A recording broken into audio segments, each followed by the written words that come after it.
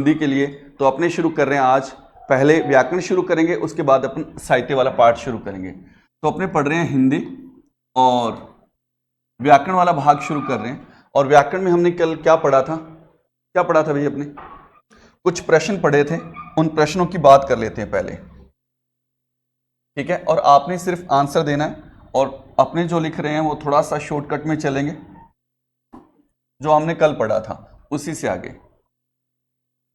यहां जो हमने पढ़ा था, ये पढ़ा था कि भाषा की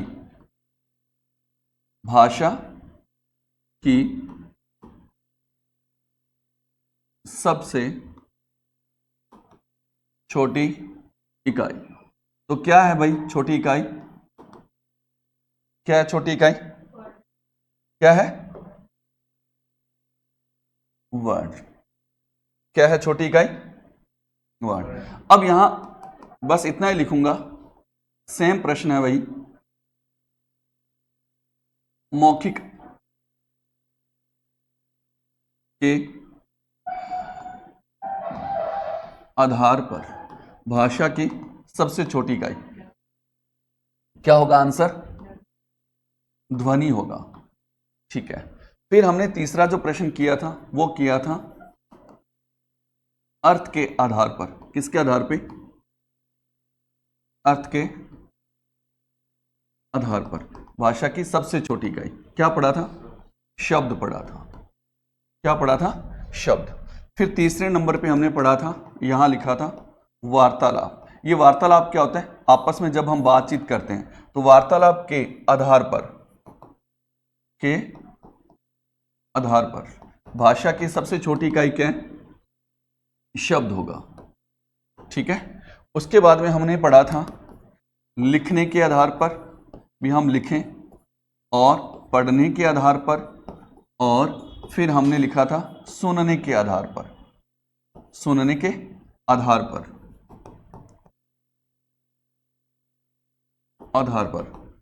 तो हमने यहां लिखा था आंसर, क्या लिखा था बेटा जी? अक्षर। फिर क्या लिखा था?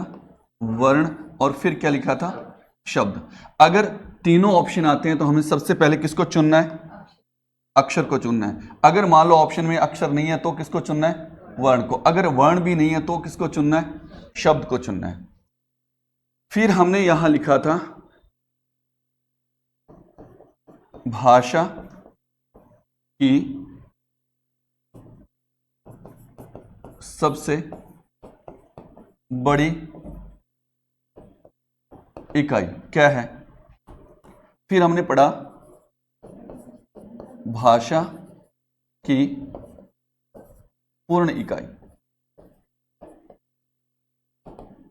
पूर्ण इकाई क्या है? वाक्य। यहां आंसर क्या आने वाला है? वाक्य। सबसे बड़ी इकाई क्या है? वाक्य। और पूर्ण इकाई भी क्या है? वाक्य। ये हमने पढ़ लिया था कल, ये याद है आपको? बस इतना सा ध्यान रखना कि बस अपने इसको याद करने के पर्पज से हमने लिखा है। अब नेक्स्ट यहां देखते हैं अपन। अब यहां हमने कहा था, कल एक प्रश्न लिखा था कि भाषा की, क्या लिखा था? न्यूनतम इकाई लिखा था। फिर लिखा था हमने 2 नंबर पे वाक्य की न्यूनतम इकाई। और फिर तीसरा प्रश्न क्या था हमारा? शब्द की न्यूनतम इकाई। तो भाषा की न्यूनतम इकाई क्या पढ़ रहे हैं अपने यहां पे? वाक्य पढ़ रहे हैं। और वाक्य की न्यूनतम इकाई क्या पढ़ रहे हैं? शब्द पढ़ रहे हैं।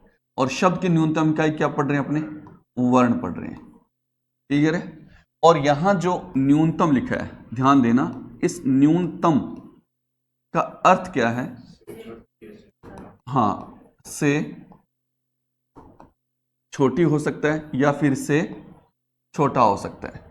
मतलब ये नहीं कहते कि न्यूनतम का अर्थ ये होता है। यहां जो इसने अर्थ ग्रहण किया वो से छोटा या फिर से छोटी है, बस इतना सा। यहां तक हमने कल पढ़ लिया था। क्लियर है बेटा जी? यहां तक हमने कल पढ़ लिया और ये आपको याद भी हो गया, याद हो गया ना। अब हमें यहां कुछ चीजें जो है वो एक्स्ट्रा कंफर्म करनी है।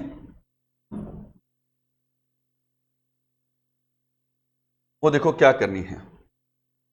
हम देख रहे थे कल कि हमारे पास आंसर आता है, एक तो ध्वनि आंसर आ गया, फिर उसी के साथ साथ हम पढ़ रहे थे अक्षर भी लिखा हमने, फिर हमने लिखा वर्ण भी लिखा है हमने, फिर वहां पे हमने क्या लिखा बेटा, शब्द भी लिखा है, और हमने एक पद भी लिखा, और एक हमने लिखा वाक्य भी।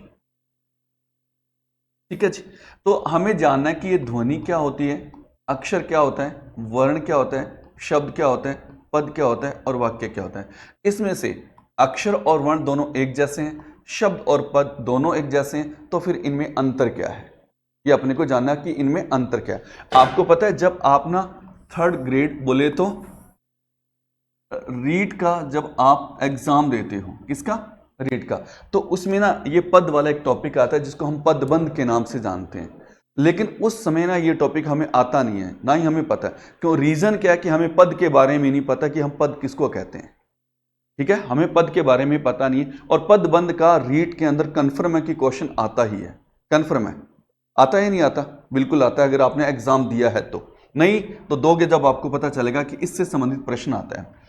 अब अपने को ये जो सारी चीजें हैं ना अपने कंपटीशन के आधार पे पढ़नी है। हमें ये नहीं कि इनके बारे में कौन क्या है कैसे, जो कंपटीशन में जिस प्रकार से प्रश्न आते उसके अनुसार पढ़ना है। तो कल हमने क्या पढ़ा था बेटा जी, किसके बारे में पढ़ा था कल, ध्वनि के बारे में पढ़ा था। तो ध्वनि के बारे में हमने कल क्या पढ़ा था बेटा जी, बताओ जरा कि ध्वनि क्या है, बताना थोड़ा सा, क्या पढ़ा था हमने ध्वनि के बारे में कि हाँ बिल्कुल, जो भाषा है अपने पास, जो अपने पास क्या है, भाषा है, भाषा का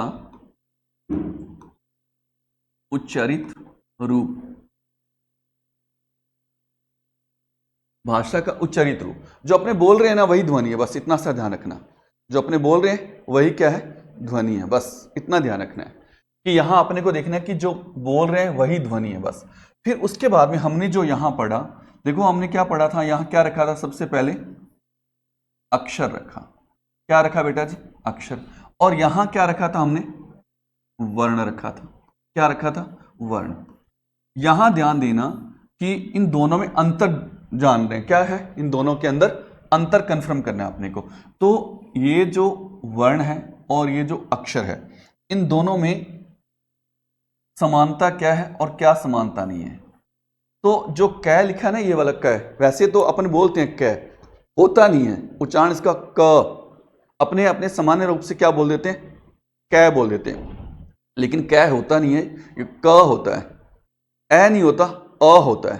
तो उसके आधार पे अपन बोले कि ये क है, तो इस क ये जो है ये क्या है, वो अक्षर भी है और क्या है, वो वर्ण भी।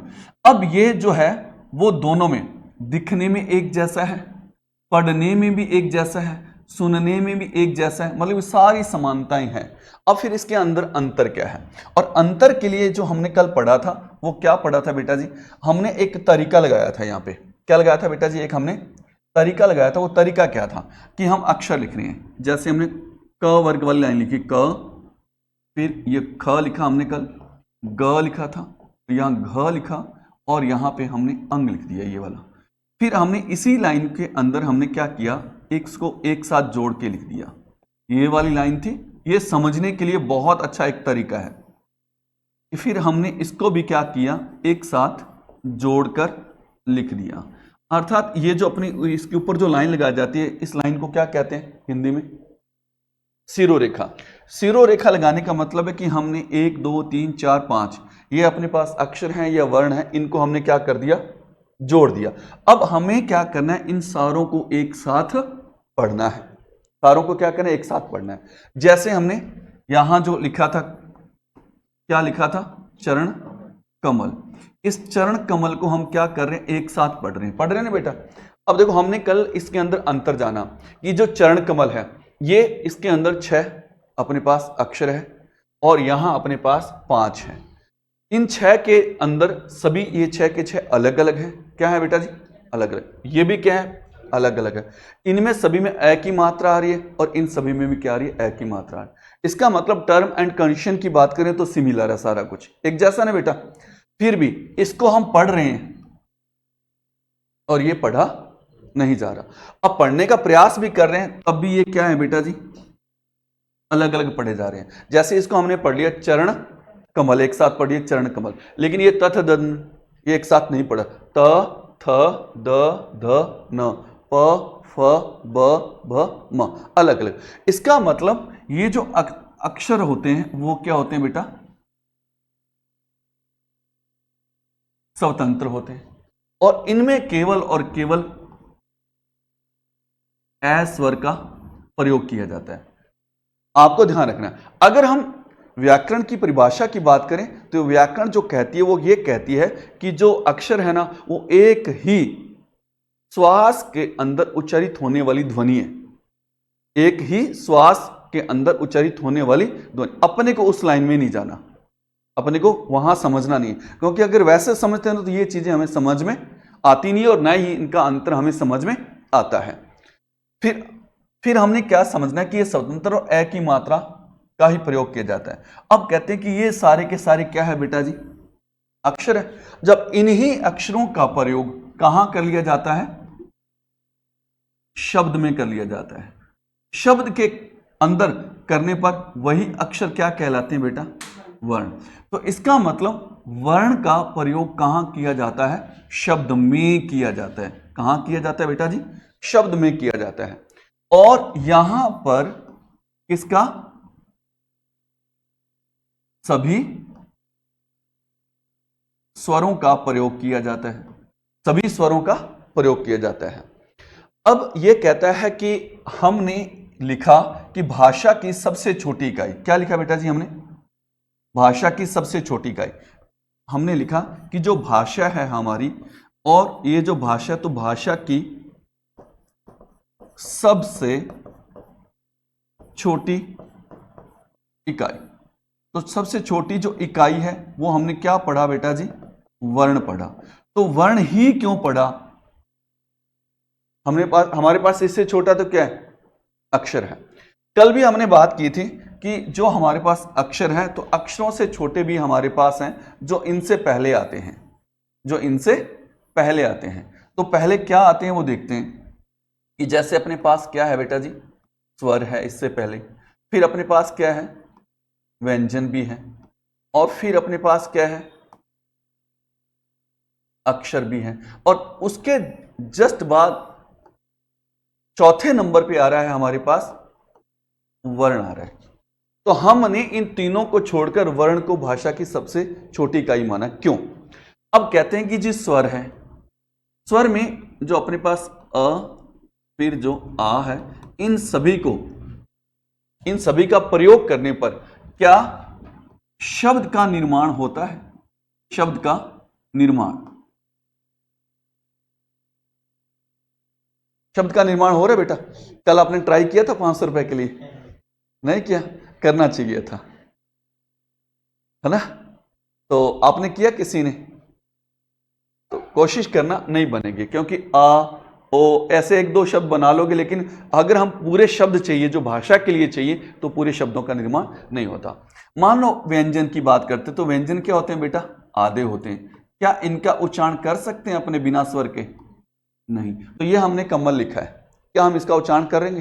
पढ़ा जाएगा? क्योंकि इनका खुद का उच्चारण नहीं हो रहा। इसका मतलब व्यंजन से भी किसका निर्माण नहीं हो रहा? शब्दों का निर्माण नहीं हो रहा। अब कहा जाता है कि क्या अक्षरों से शब्दों का निर्माण होता है? बिल्कुल होता है। जैसे एक कमल लिखा, शब्द का निर्माण हो गया। क्या यहां प्रश्न आता है, क्या सभी जो प्रकार के शब्द हैं, सभी प्रकार के जो शब्द हैं उनका निर्माण होता है? नहीं, सभी प्रकार के शब्दों का निर्माण नहीं होता। अगर हम ये बात करें, इसी शब्द को हमें लिखना हो कोमल, तो क्या हम सिर्फ ए के आधार पर कोमल लिख सकते हैं? क्योंकि हमें तो ओ की भी तो जरूरत पड़ रही है ना। तो इसलिए इस अकेले अक्षरों से भी हम सभी प्रकार के शब्दों का निर्माण नहीं कर सकते। तो सभी प्रकार के शब्दों का निर्माण कब कर सकते हैं? जब हमारे पास सभी स्वर हों और हम शब्द का निर्माण कर सकते हैं। और वर्ण, यहां एक चीज और बता देता हूं कि वर्ण किसे कहते हैं। तो वर्ण कहते हैं स्वर प्लस में क्या आएगा बेटा? व्यंजन आएगा। स्वर और व्यंजन मिलकर ही क्या बनते हैं? वर्ण, जिसमें सभी प्रकार के स्वर होंगे और सभी प्रकार के व्यंजन होंगे और दोनों मिलकर क्या बनेंगे? वर्ण। और ये वर्ण ही शब्द का निर्माण करते हैं और सभी प्रकार के शब्दों का निर्माण कर सकते हैं। इसलिए हमने ये लिखा कि भाषा की सबसे छोटी इकाई क्या है? वर्ण है, क्योंकि इसी से शब्दों का निर्माण हो रहा है। क्लियर है बेटा जी? अब ये जो आंसर आया है वर्ण आया है, लेकिन क्या यहां हम ये भी तो लिख सकते थे कि भाषा की सबसे छोटी इकाई क्या हो सकती है? ध्वनि। ये क्यों नहीं लिखा? कल हमने चर्चा की थी, तो ये क्यों नहीं लिखा? बताओ भी क्यों नहीं लिखा? हम क्या पढ़ रहे हैं बेटा? हिंदी पढ़ रहे हैं। हिंदी एक क्या है? भाषा है। और भाषा को कितने रूप में पढ़ते हैं अपन? 3 रूप में पढ़ते हैं। एक मौखिक रूप में पढ़ते हैं और दूसरा कौन से रूप में पढ़ते हैं अपने? लिखित रूप में पढ़ते हैं। और तीसरा कौन सा पढ़ते हैं अपने? सांकेतिक रूप में पढ़ते हैं। ठीक है जी। अपन क्या पढ़ रहे हैं? हिंदी पढ़ रहे हैं। हिंदी में क्या पढ़ रहे हैं अपने? भाषा पढ़ रहे हैं। और भाषा में कौन सा रूप पढ़ेंगे? लिखित। और लिखित के कितने रूप हैं अपने पास? 2 रूप हैं। कौन कौन से बेटा जी लिखित के रूप? एक तो क्या है अपने पास? गद्य है। और दूसरा कौन सा बेटा जी अपने पास? पद्य है। पद्य कौन सा भाग होता है? कविता वाला। अपने को याद रखने के लिए बात करनी है, ठीक है। और गद्य कौन सा होता है? कहानी वाला, अपने को याद रखना है। इसको लिखने पढ़ने के जो नियम हैं, उन नियमों को क्या कहते हैं बेटा अपने? व्याकरण कहते हैं। क्या कहते हैं? व्याकरण कहते हैं। और इस पद्य को लिखने पढ़ने के जो नियम, उसको क्या कहते हैं बेटा? काव्य शास्त्र कहते हैं। क्या कहते हैं? काव्य शास्त्र कहते हैं। ठीक है जी। और इसमें अपने कितने टॉपिक पढ़ लेते हैं? सबसे जो पहला टॉपिक आता है वो कौन सा आता है बेटा? वर्ण आता है। वर्ण विचार जिसको बोलेंगे। फिर शब्द विचार जिसको बोल लेते हैं। फिर जिसमें वाक्य विचार जिसको बोलते हैं। अपने इतना ही लिखेंगे। और यहां एक हम क्या लिख देंगे?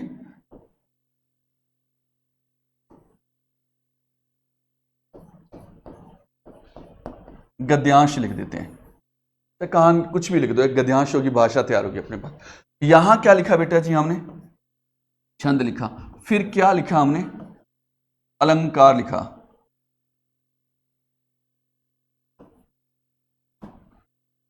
फिर क्या लिखा हमने?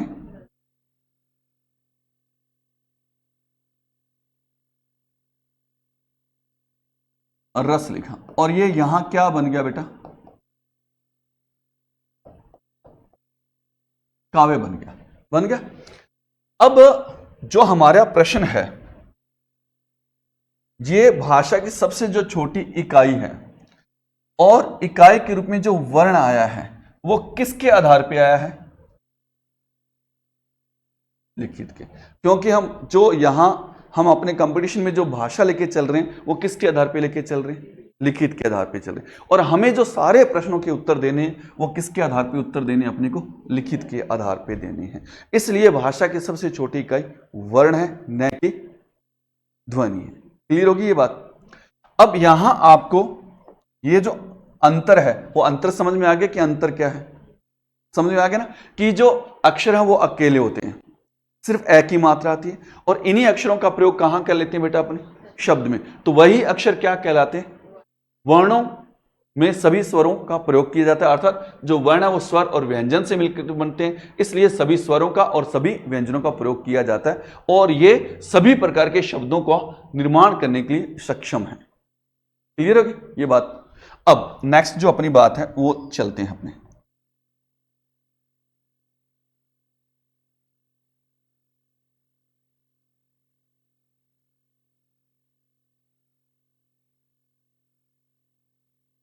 अब हमारे पास जो दूसरा है वो क्या है? शब्द।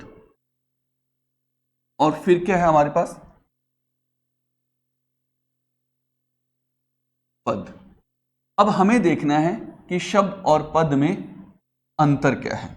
शब्द और पद में अंतर क्या है? ये जो शब्द है सेम कंडीशन है बेटा इसकी, ये जो कमल है वो क्या है बेटा जी? शब्द है, और ये जो कमल है वो क्या है बेटा जी? पद है। अर्थात सेम, दिखने में, लिखने में, सुनने में, पढ़ने में दोनों सेम सेम है, दोनों एक जैसे हैं। ये दोनों के दोनों क्या है? एक जैसे हैं। फिर भी दोनों में अंतर क्या है? जैसे आपने अक्षर और वर्ण में अंतर समझना, सेम डिट्टो वैसे का वैसे समझेंगे। शब्द अपने ना पर्यायवाची, एक एग्जांपल के रूप में पर्यायवाची शब्द लेते हैं अपने। पर्यायवाची क्या होते हैं? शब्द। शब्द में पानी का पर्यायवाची आता है आपको या कोई और आता है? वो 5-6 शब्द आने चाहिए अपने को, पानी के आते हैं बिल्कुल। तो हम ना पानी के पर्यायवाची शब्द लेंगे। पानी है, जैसे जल है, फिर नीर है, बिल्कुल तोय है, और फिर क्या है? अंबु है। ऐसे बहुत सारे हैं, तो अपने इतनों का ही प्रयोग कर लेते हैं। फिर हमने लिख दिया यहां पे राम पुस्तक पढ़ता है। राम पुस्तक पढ़ता है। देखो यहां देखना आप शब्द कितने हैं, 1 2 3, और इसको भी काउंट कर लेते हैं। कितने हैं बेटा? 4। यहां काउंट करो, 1 2 3 4 और 5। जिस प्रकार से आप इसको पढ़ रहे हो, राम पुस्तक पढ़ता है, बहुत आसानी से पढ़ रहे हो सारों को एक साथ जोड़ के। क्या हम इनको भी पढ़ सकते हैं? पढ़ो आप, गुस्सा नहीं करना, एक साथ ऐसे अलग नहीं पढ़ना। जैसे पढ़ रहे हो राम पुस्तक, आप इनको आगे पीछे कर सकते हो, मतलब इस बॉक्स से अपने को बाहर जाना नहीं और बाहर से अंदर आना, इतने शब्दों का प्रयोग करने, उस प्रकार से आप इसको एडजस्ट करके पढ़ो।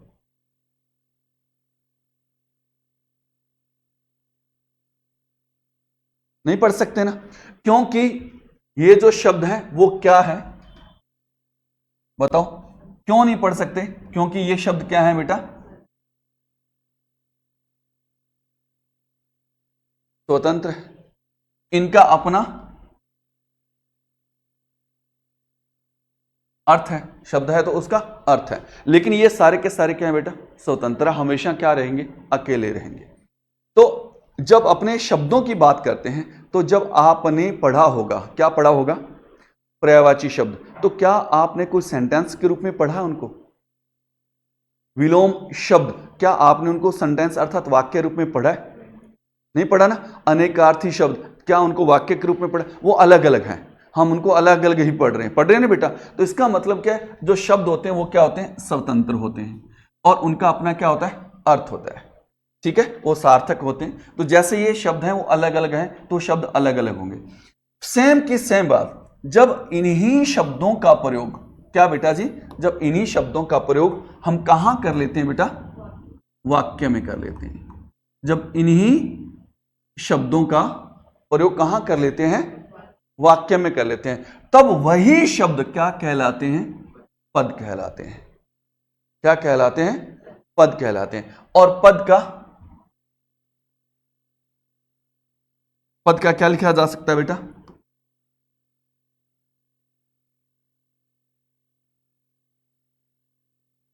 पद का परिचय भी लिखा जा सकता है, लेकिन शब्द का परिचय नहीं लिखा जा सकता। क्या यह सच है कि शब्द का परिचय लिखा जा सकता है या नहीं लिखा जा सकता? या लिख सकते हो? आपको कन्फर्म है कि लिख सकते हैं या नहीं लिख सकते? यस या नो? बताओ बेटा, क्या आप अकेले शब्द का परिचय लिख सकते हो? चलो कंफर्म करते हैं अपने ये चीज भी। हमने यहां सेम शब्द लिखा बेटा, कमल। ये हमने यहां कमल लिख लिया। अब ये मुझे बताओ कि ये जो मैंने कमल लिखा है वो एक लड़के का नाम है या एक फूल का नाम है?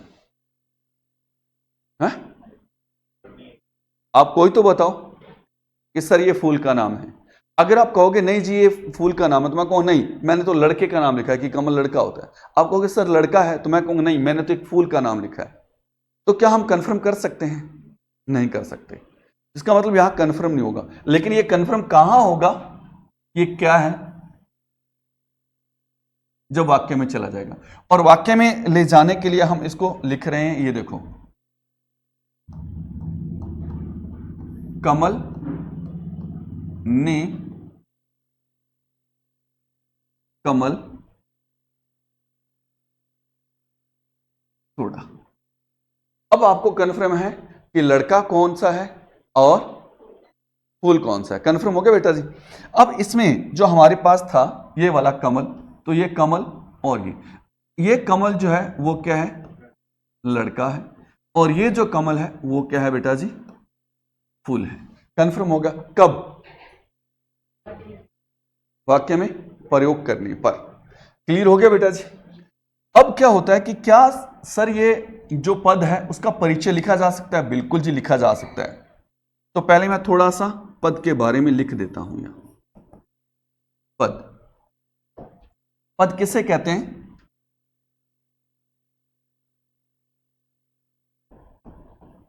सिंपल लिख रहा हूं, वाक्य में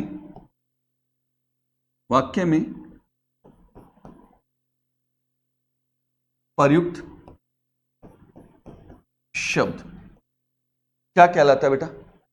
पद कहलाता है। वाक्य में प्रयुक्त शब्द वह है शब्द जिसका प्रयोग हम कहां कर लेते हैं, वाक्य में कर लेते हैं। क्या हम इसका परिचय लिख सकते हैं बेटा? परिचय क्या होता है बताओ, ये परिचय क्या होता है और हमें लिखना क्या है?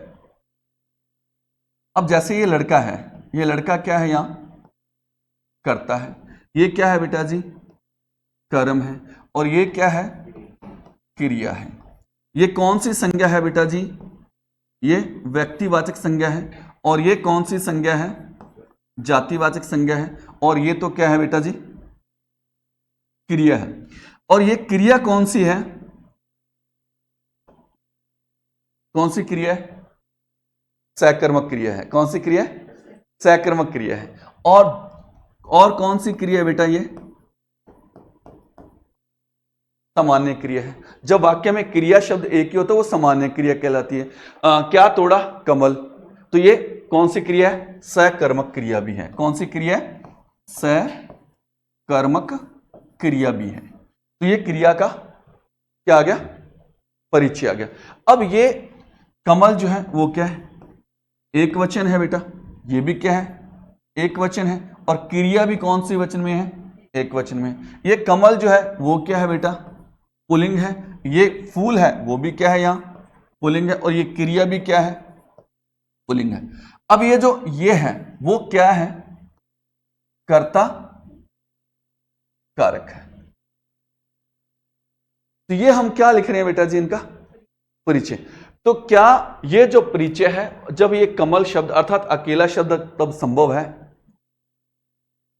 इसलिए हमें किसकी आवश्यकता पड़ती है, पद की। वाक्य में जब शब्दों का हम प्रयोग कर लेते हैं तो वही शब्द वाक्य में प्रयोग करने पर क्या कहलाते हैं, क्या कहलाते हैं, पद कहलाते हैं। अब समझो, ये जो हमने लिखा कमल, ये शब्द है बेटा, इस शब्द में प्रयोग होने वाले जो अक्षर है वो क्या कहलाते हैं, वर्ण। और ये अपने पास एक वाक्य है, और वाक्य में प्रयुक्त होने वाले जो शब्द हैं वो क्या कहलाते हैं बेटा, पद कहलाते हैं। ये मैंने बहुत आसान तरीके से समझाया, वो किताबी जो भाषा उस तरीके से नहीं समझाया। अब ये आपको अच्छे से समझ में आ गया कि अक्षर क्या होता है, वर्ण क्या होता है, और शब्द क्या होता है, और पद क्या होता है। क्लियर हो गया। हम इसका एक तरीका और है जिसको हम ना पढ़ते हैं कि इसकी जो शब्द उसकी परिभाषाएं पढ़ के फिर उसके बारे में जानते हैं। फिर यहां सिंपल एक समझा कि डायरेक्ट रूप से भी पद क्या होता है, शब्द क्या होता है, वो हमने यहां जाना है। क्लियर है ये सारी चीजें, कोई किंतु परंतु, कोई किंतु परंतु, कोई किंतु परंतु नहीं, कोई प्रश्न आपका, कोई डाउट आपका, कोई शक, समझ में आ गया।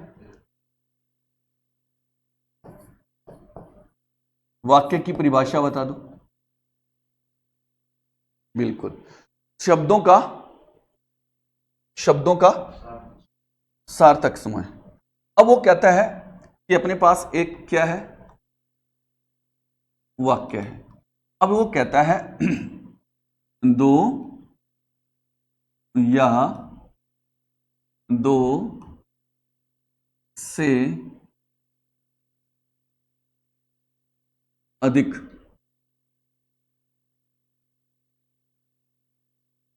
सार्थक शब्दों के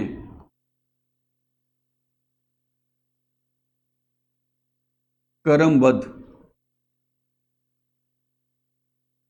रूप को या समूह को क्या कहते हैं बेटा? वाक्य कहते हैं। ये पूरी एकदम डेफिनेशन आ गई। कहता है कि शब्द अपने पास कितने होने चाहिए? दो हो या दो से अधिक हो, लेकिन वो शब्द कौन से होने चाहिए बेटा अपने पास? क्या कौन से होने चाहिए? सार्थक होने चाहिए। कौन से होने चाहिए बेटा अपने पास? वो शब्द सार्थक होने चाहिए। और वो जो शब्द है सार्थक हो, लेकिन क्या हो? क्रमबद्ध हो। ठीक है, तब जाके वो वाक्य कहलाता है। जैसे सबसे पहले क्या आएगा? कर्ता आएगा, फिर उसके बाद में क्या आएगा बेटा? कर्म आएगा, और उसके बाद फिर क्या आएगा?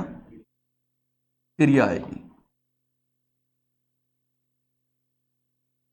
ठीक है, तो ये कर्मबद्ध होना चाहिए। क्या होनी चाहिए? कर्मबद्ध। तो ये वाक्य कहलाएगा। अब अपने पास सारी बातें आ गई। ठीक है, फिर भी आपको लगता है कि सर इसमें से हमारा कुछ रह गया है, तो मुझसे पूछें क्या रह गया है इसमें से? भाषा की सबसे छोटी इकाई वर्ण, पता चल गया क्यों है? पता चल गया बेटा। फिर मौखिक आधार पर ध्वनि, ये भी पता चल गया कि बच्चा सबसे पहले रोना शुरू करता है तो ध्वनि से शुरुआत होती है हमारी जीवन की। तो अर्थ के आधार पर शब्द में से क्या निकलता है बेटा? अर्थ निकलता है। शब्द में से क्या निकलता है? अर्थ। तो अर्थ के आधार पर शब्द हो गया। अब यहां ना ये जो दो प्रश्न है, कल भी यहां हमारी जो घड़ी की सुई है, हमारे दिमाग की सुई है, वो अटकी हुई थी, आज भी अटकी हुई है। क्या हम आपको पता है वार्तालाप के आधार पे हमने शब्द ही क्यों रखा? प्रश्न है आपके दिमाग में कि क्यों आया? ये है तो पूछा क्यों नहीं? फिर मैंने बताया नहीं आपको? अच्छा, कोई बात नहीं, अभी क्लियर कर देते हैं। हमने बात कर रहे हैं कि बेटा वार्तालाप के आधार पे भाषा की सबसे छोटी इकाई शब्द है। वाक्य क्यों नहीं है? होनी क्या चाहिए थी और है क्या? मैं बोल रहा हूं या गलत बोल रहा हूं? सही या गलत में से एक आपने बोलना है। सही तो सही, गलत तो गलत। मेरे को जवाब चाहिए, मुझे मतलब नहीं है सही या गलत है, वो बताओ। सही या गलत बताओ। अरे सही बोल दो, गलत नहीं बोलना। तो गलत आप, सही। हाँ, चाय पियोगे? चाय पियोगे? बोल के बताना है आपको? नहीं। आप देखो, मन तो कर रहा था आपका, मन तो आपका कर रहा है ना कि सर थोड़ी सी जग गिलास भर के हो तो कुछ बात ही कुछ हो रहा है, ऐसे दिमाग थोड़ा सा चलने लग जाए, अच्छे से दौड़ने लग जाए। ठीक है, खाना खाया आपने सुबह?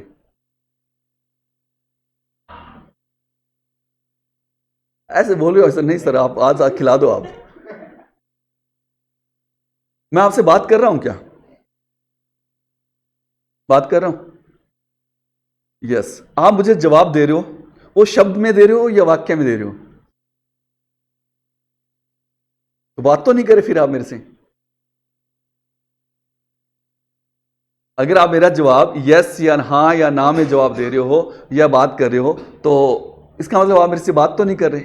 बात करने के लिए आपके पास क्या होना चाहिए था? वाक्य होना चाहिए था। तो इसका मतलब आप मुझसे बात नहीं कर रहे। तो ये सही है ये गलत है, ये बता दो। सही है ना? बात तो आप कर रहे हो ना?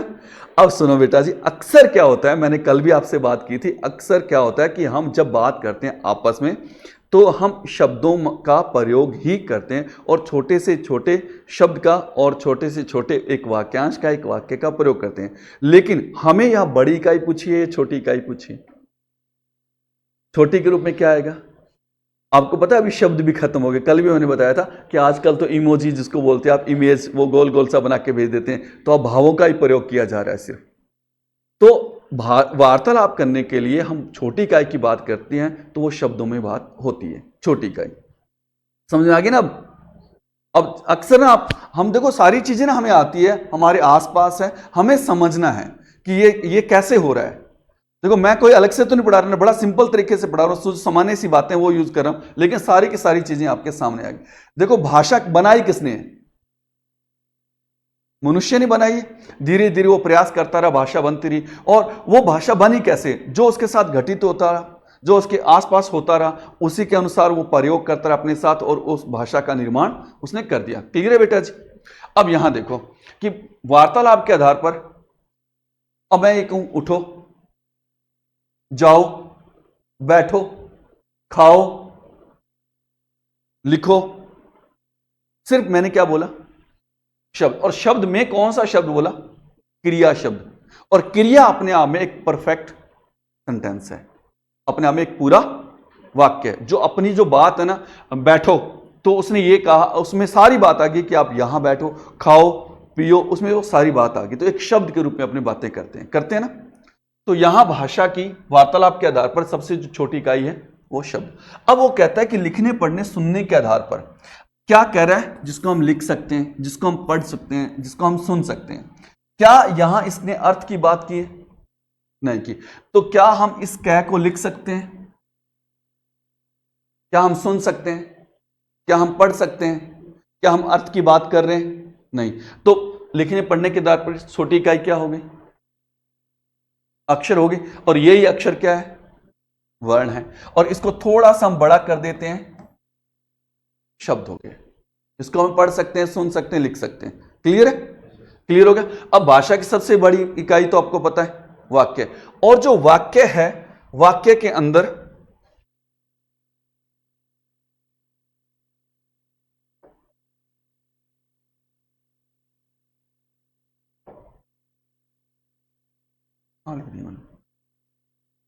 ये रहा, राम पुस्तक पढ़ता है। इसमें वर्ण भी है, अक्षर भी है, स्वर भी है, और व्यंजन भी है। आधा अक्षर है तो व्यंजन भी है। अब ये शब्द भी है इसके अंदर, और अपने आप में पद भी है इसके अंदर। तो सारी चीजें इसके अंदर आ गई। अर्थ भी आ गया, अर्थ भी आ गया ना, तो सारी चीजें इसके अंदर आ गई। तो इसलिए भाषा की जो सबसे बड़ी इकाई है वो क्या है? वाक्य। क्लियर हो गया? तो अपने पास यहां 4-5 जो शब्द लिखे थे वो सारे के सारे क्लियर है बेटा जी? कोई किंतु परंतु? और भाषा की पूर्ण इकाई जिसमें सब कुछ होता है, वाक्य है। और ये तो अपन को पता है कि भाषा के न्यूनतम, भाषा से छोटा वाक्य होता है, और वाक्य से छोटा शब्द होता है, और शब्द से छोटा वर्ण होता है। क्लियर? ठीक है जी।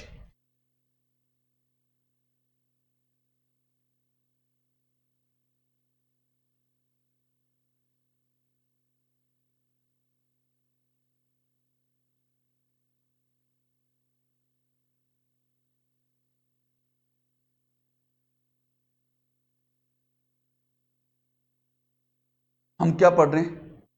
भाषा। भाषा की सामान्य सी जानकारी हमने ली। भाषा में हम कहां पहुंच गए?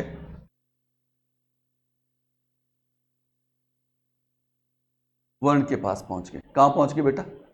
वर्ण के पास पहुंच गए हम। ठीक है?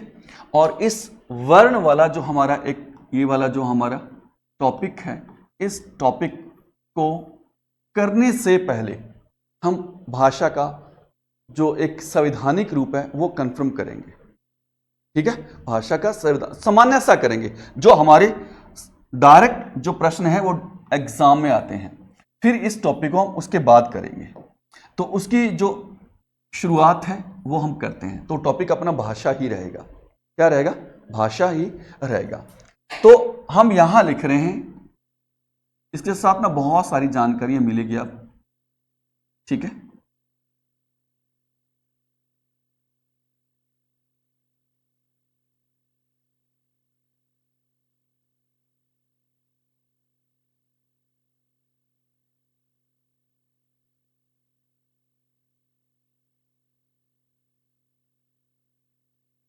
भाषा का संविधान में उल्लेख। भाषा का संविधान में उल्लेख।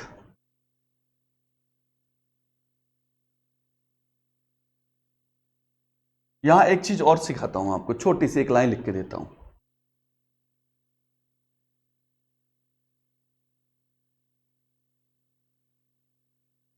फिर वहां चलते हैं। भाषा की उत्पत्ति, ठीक है, भाषा की उत्पत्ति। अब अपने को यह लिखना है भाषा की उत्पत्ति कैसे हुई, बस इस थोड़ा सा जानना है, फिर वहां चलते हैं वापस। भाषा की उत्पत्ति कैसे हुई बताओ। सबसे पहले हमारे पास भाषा के अंदर सिर्फ और सिर्फ यही बात करनी है अपने, लिखित के आधार पे। लिखित के रूप में क्या था? सबसे पहले हमारे पास भाषा में लिखित रूप में सबसे पहले हमारे पास क्या था? ठीक है, शिलालेख और बड़े रूप में, बहुत बड़े रूप में।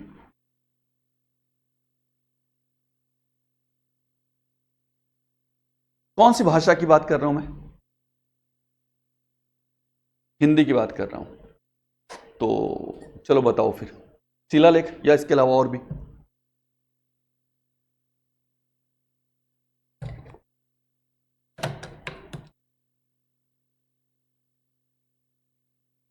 हाँ, ग्रंथ में कौन से ग्रंथ? कौन से ग्रंथ बेटा जी?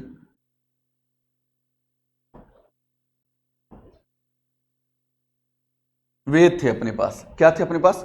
वेद। ऋग्वेद, सामवेद, यजुर्वेद, अथर्ववेद थे ना बेटा। तो वेदों में क्या लिखा गया? वेदों में क्या लिखा गया? नहीं, वो तो लिखा, वेदों में भाषा की बात कर रहा हूं, संस्कृत। तो सबसे पहले जो अपनी भाषा थी वो संस्कृत थी, और संस्कृत में वैदिक संस्कृत। कौन सी बेटा जी? क्योंकि वेदों में जो भाषा लिखी गई वैदिक संस्कृत। अब वैदिक संस्कृत के बाद में जो अपने पास भाषा आती है वो आती है कौन सी? लौकिक संस्कृत। ऐसा क्यों कि ये लौकिक संस्कृत क्यों आई? लौकिक का मतलब क्या है? लोगों के द्वारा। ऐसा क्यों? अब सुनो कि जो भाषा हमारे दादा परदादा बोलते थे, जिस भाषा का वो प्रयोग करते थे, क्या डिट्टो हम उसी भाषा का प्रयोग आज हम कर रहे हैं? कर रहे हैं? परिवर्तन है क्या? अंग्रेजी शब्दों का प्रयोग करने लगे हैं, थोड़ा बहुत करने लगे हैं, और उसी भाषा में अपनी में हिंदी शब्दों का प्रयोग भी करने लगे। दीतवार ईतवार ने छोड़ के अपने संडे का प्रयोग करने लगे हैं ना। तो अब लोगों के द्वारा जिस संस्कृत का प्रयोग किया जाने लगा, उस भाषा के अंदर जो है वो ग्रंथ लिखे जाने लगे। तो क्या जरूरत पड़ी थी कि वेदों में जो जिस संस्कृत का प्रयोग किया जा रहा था, उसकी बजाय लोगों के अंदर जो संस्कृत बोली जा रही थी, उस भाषा के अंदर, उस संस्कृत में ग्रंथ लिखे जाने लगे? कारण क्या था? आप साहित्यिक स्टूडेंट हो, बताओ कारण क्या था? अब बिल्कुल बिल्कुल, अभी मैं आपको पढ़ा रहा हूं बेटा जी। मैं क्या पढ़ाता हूं? हिंदी पढ़ाता हूं। अगर मैं शुद्ध हिंदी का प्रयोग करूं और भारी भरकम अर्थ वाले शब्दों का प्रयोग करूं, क्या आपको आसानी से वो शब्द समझ में आ जाएंगे? देखो, मैं तो मेरी विद्वता दिखा दूंगा कि मैं कितना विद्वान हूं, वो तो मैं दिखा दूंगा आपको कि मैं कितना विद्वान हूं, कैसे कैसे शब्दों का प्रयोग करता हूं। और होता भी ऐसा, होता भी है ना कि अध्यापक जो होता है वो अपनी विद्वता तो दिखा देता है कि मेरे अंदर इतना ज्ञान है मेरे अंदर, मैं ये ऐसे ऐसे बोल सकता हूँ, मैं संस्कृत के भारी भरकम शब्दों का प्रयोग कर सकता हूँ, मैं हिंदी के जो गहराई वाले जो अर्थ रखने वाले हैं उन शब्दों का प्रयोग कर सकता हूँ। तो आपको पता है पर्यायवाची शब्द पढ़ते हैं अपने, तो एक अर्थ वाले बहुत सारे शब्द हो सकते हैं, तो मैं उनमें से जो अलग प्रकार के शब्द उनका भी प्रयोग कर सकता हूं। तो क्या मैं आपको उन शब्दों का प्रयोग करके वो आपको पढ़ाने के लिए क्या इफेक्टिव है? तो मुझे उस भाषा का प्रयोग करना है, मुझे उस प्रकार के शब्दों का प्रयोग करना है जो आपको समझ आ जाए। तो इसलिए ये लौकिक जो ग्रंथ थे उनको लिखकर उन्होंने अपने घर में रखना था या आम जनता तक पहुंचाना था। तो आम जनता जब उस अपनी वाली भाषा लगेगी कि उनको हमारी भाषा में उनको आसानी से समझ में आएगा, तभी तो वो पढ़ेंगे, नहीं तो फिर पढ़ना। आज आप प्राकृत भाषा पढ़ रहे हो क्या? अगर आपके सामने प्राकृत भाषा आ जाए तो दिक्कत है। अगर हम रामायण पढ़ते हैं और संस्कृत में पढ़ते हैं तो क्या हमें समझ में आ रहा है क्या बेटा? वो नहीं आ रहा। इसलिए हम आज की जो भाषा उसका प्रयोग करते हैं। तो इसलिए लौकिक संस्कृत आई। लौकिक संस्कृत के साथ साथ हमारे समाज के अंदर एक बहुत बड़ा एक धर्म आया, कौन सा धर्म आया जो पूरे विश्व में चला गया? बौद्ध धर्म। ठीक है, बौद्ध धर्म जो था उसने अपने विचार लिखे, आम जनता के लिए, आम सामान्य जनता के लिए विचार लिखे। बौद्ध धर्म एक ऐसा धर्म था जिसने विचार लिखे, और वो विचार लिखे पाली भाषा के अंदर। और पाली भाषा उस समय की सामान्य भाषा थी, आम जनता की जो भाषा होती है ना, विद्वानों की भाषा नहीं थी वो। किसकी भाषा थी? आम जनता की भाषा थी। और आम जनता में उसको उसने लिखा, क्योंकि वो अपने विचार कहां तक पहुंचाना चाहता था? सामान्य जनता तक। आज किसको नॉलेज की, ज्ञान की, समझ की किसको जरूरत है? जो पढ़ा लिखा है, जिसने ग्रंथों का ज्ञान है, उसको तो ज्ञान है। जो आम जनता को ज्ञान नहीं, उस तक पहुंचाने के लिए उसने पाली भाषा का प्रयोग किया। लेकिन उसी के साथ साथ जैन धर्म भी आया, जिन्होंने अपने भाषा का प्रयोग किया, लेकिन अपना पांडित्य प्रदर्शित किया कि हम बहुत बड़े विद्वान हैं, बहुत बड़े पंडित हैं। इसलिए उन्होंने कौन सी भाषा का प्रयोग किया? प्राकृत भाषा का प्रयोग किया। अब इस प्राकृत भाषा जब आई, दिखने में यहां कितने नाम है बेटा अपने पास? दिखने में कितने नाम है? 4 नाम है। लेकिन यहां इसके साथ साथ बहुत सारी भाषाएं भी थी, और भी भाषाएं थी। ये तो देखो प्रॉपर जो नाम है, जो ज्यादा प्रयोग किए जाने वाली थी, जो हमारे पास लेखन कार्य में प्रयोग हो रही थी। किसमें? अभी मैंने आपको बताया किसके आधार पर चल रहे अपन? लिखित के। लेखन कार्य में जिसका प्रयोग कर रहे थे उसी की बात करें। लेकिन यहां सब चीजों का क्या हो गया? मिक्सअप हो गया, अपभ्रंश आ गया। यहां पे क्या आ गया बेटा जी? अपभ्रंश आ गया यहां पे। अपभ्रंश का मतलब होता है टूटना, बिगड़ना। तो भाषा का बिगड़ा हुआ रूप। बिगड़ा हुआ क्यों आ गया? कि यहां पे आज हम बात करें कि मैं हिंदी की बात करूं, बेटा जी मैं हिंदी पढ़ाता जरूर हूं, मैं पूर्ण रूप से हिंदी शब्दों का प्रयोग नहीं करता। बीच में चलते चलते अंग्रेजी शब्दों का भी प्रयोग कर लेता हूं, चलते चलते अपने राजस्थानी वाली शब्दों का भी प्रयोग कर लेता हूं। तो उसी प्रकार यहां बहुत सारी भाषाओं के शब्द थे, तो यहां सारे शब्द आकर मिल गए। यहाँ प्राकृत के भी आ गए, पाली के भी आ गए, और संस्कृत के भी आ गए। यहाँ बहुत सारे शब्द मिल गए। मिलने के कारण क्या हो गया? अपभ्रंश आ गया। और अपभ्रंश में से भी बहुत सारी भाषा, जब हम भाषा का उद्भव विकास पढ़ेंगे तब जाके इसके बारे में आगे पढ़ेंगे। जब अपभ्रंश आया तो अपभ्रंश में से कई भाषाएं निकली, तो उसमें से एक भाषा निकली, बिल्कुल कौन सी निकली बेटा? और सैनी अपभ्रंश।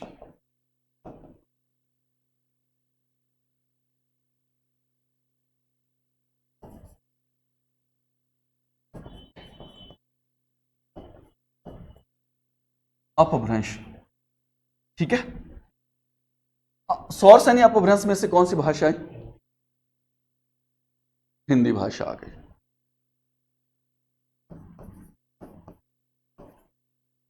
पश्चिमी हिंदी, ध्यान देना, कौन सी हिंदी आ गई?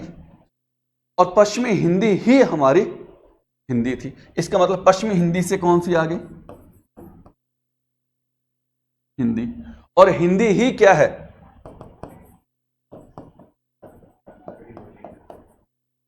आज अपन कौन सी भाषा बोल रहे हैं? भाषा का प्रयोग करें। आज अपन हिंदी में कौन सी भाषा का प्रयोग करें? यहां से खड़ी बोली का प्रयोग करें। किसका प्रयोग करें बेटा? खड़ी बोली का मतलब क्या हुआ? यहां समझे कि खड़ी बोली नाम क्यों रखा गया। अपने बोलते ना खरा सोना, खरा खरा बोले तो एकदम शुद्ध। तो यहां जो अपनी हिंदी थी वो क्या हो गई थी? शुद्ध हो गई थी। किसके आधार पर? किसके आधार पर बताओ?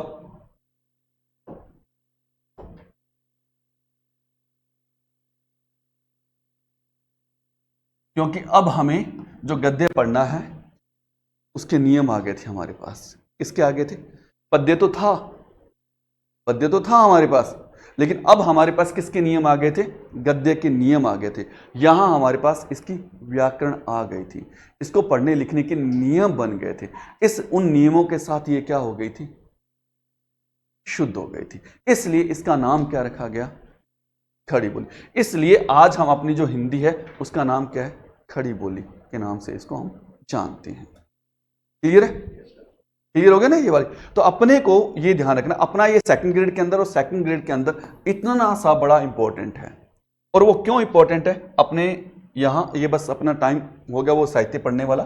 तो यहां एक मैं बता देता हूं, अगर अपने से पूछा जाए कि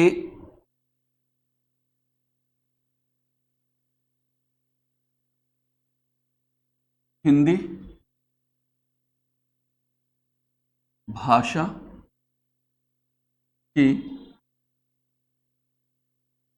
जननी, ये अपना प्रश्न है, हिंदी भाषा के जननी, यहां सिर्फ और सिर्फ क्या नाम दे, सिर्फ और सिर्फ भाषाओं के नाम दे, जैसे अंग्रेजी, जैसे मान लो उसने दे दिया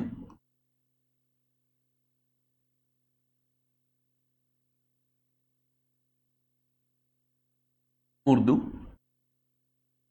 जैसे उसने दे दिया यहां संस्कृत, और यहां उसने दे दिया अरबी। तो हिंदी भाषा की जननी क्या आएगा? संस्कृत आएगा। क्या आएगा बेटा जी? संस्कृत। दूसरा प्रश्न समझे, दूसरा प्रश्न क्या, यहां देखता है हिंदी भाषा की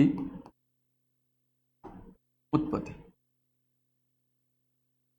नंबर 1 यहां लिखता है वैदिक संस्कृत, यहां लिखता है वो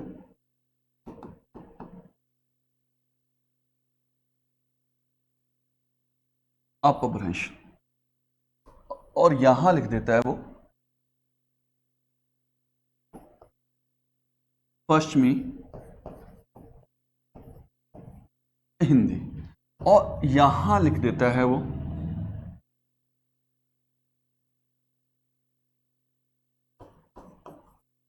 पाली। आंसर क्या है? वैदिक संस्कृत। आपका आंसर क्या है? पश्चिमी हिंदी। आपका आंसर क्या है? पश्चिमी हिंदी। पश्चिमी हिंदी क्यों? अच्छा, तो वहां से कौन सी आ रही? वैदिक से, बागड़ी की? अच्छा अच्छा अच्छा,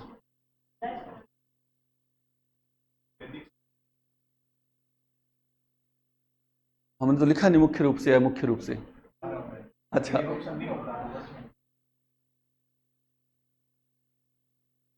सुनो, हिंदी कहाँ है? यहाँ है ना हिंदी। हमने क्या पूछा है? ध्यान देना, ये कॉमन सेंस कल बोला था ना, बोला था ना कल कॉमन सेंस, हमें विद्वान नहीं बनना, क्या करना है? कॉमन सेंस का प्रयोग करना है। हिंदी कहाँ अपनी? हिंदी की उत्पत्ति किससे हुई बेटा? और पश्चिम हिंदी की किससे हुई है? सौरसेनी अपभ्रंश। सौरसेनी की किससे हुई है? और अपभ्रंश की किससे हुई है? प्राकृत की किससे हुई है? और पाली की किससे हुई है? और इससे, गुड। अब हमें अपना आंसर जस्ट इसके जो नजदीक है वो देना है, ठीक है, जो जस्ट इसके नजदीक है वो देना है अपने को आंसर। तो यहां अपना आंसर क्या आ गया? पश्चिमी हिंदी। ध्यान दें, अब यहां पे अपना जो आंसर आता है पश्चिमी हिंदी आता है। अब यहां पे अपना पश्चिमी हिंदी आंसर नहीं है, और पश्चिमी हिंदी की जगह वो लिख देता है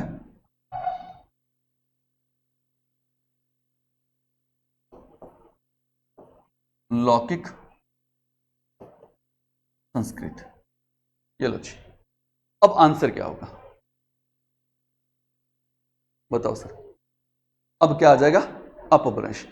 इसलिए तो कहते हैं कि हमें ना कॉमन सेंस चाहिए अकॉर्डिंग टू क्वेश्चन और अकॉर्डिंग टू ऑप्शन। तो अपने को जैसा क्वेश्चन दे उसके अनुसार जो ऑप्शन है उसके अनुसार आंसर देना, अपने रट्टे के अनुसार आंसर कभी भी नहीं देना। तो वहां अभी अभी जस्ट लौकिक सॉरी पश्चिमी हिंदी था, अभी अभी अपने पास आंसर क्या आ गया? अपभ्रंश आ गया। क्लियर है बेटा जी? तो ये प्रश्न अपने को ध्यान रखना, और इसमें से हर बार एक प्रश्न पूछा जाता है। थोड़ा सा डीपली और पढ़ेंगे जब हम भाषा की का उद्भव और विकास पढ़ेंगे। तो यहां दो चार एक प्रश्न है वो करते हैं, कल आपसे पूछने हैं इसलिए। तो भाषा का संविधान में उल्लेख, तो भाषा का संविधान में उल्लेख है तो कौन से भाग में है? भाग कौन सा है? 17 है। ठीक है जी। अनुसूची कौन सी है? 8वीं अनुसूची। ठीक है जी, अनुसूची कौन सी है? 8वीं। अनुच्छेद कौन सा है? 343। 343 पूरा बताओ। और आगे बताओ। हाँ, 343 से 351, 343 से 351 तक जो है हिंदी भाषा का उल्लेख किया गया है। तो भाग 17 में अनुसूची 8वीं, अनुच्छेद 343 से 351 तक। कल इसके बारे में और पढ़ेंगे। ठीक है, 120, 210, 343 ही क्यों रखा गया, और इसको राजभाषा, राष्ट्रभाषा, राजभाषा, और फिर इसका हिंदी दिवस, विश्व हिंदी दिवस और मातृभाषा दिवस, इसके बारे में अपन कल पढ़ेंगे। ठीक है, आज के लिए इतना। थोड़ा समझ में आया? तो अब कौन सा पार्ट पढ़ना है अपने को? साहित्य वाला पढ़ना है।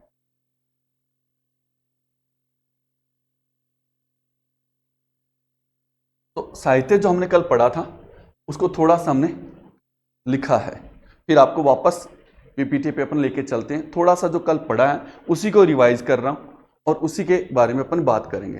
आपको अच्छे से दिखाई दे रहा है ये वाला? गुड।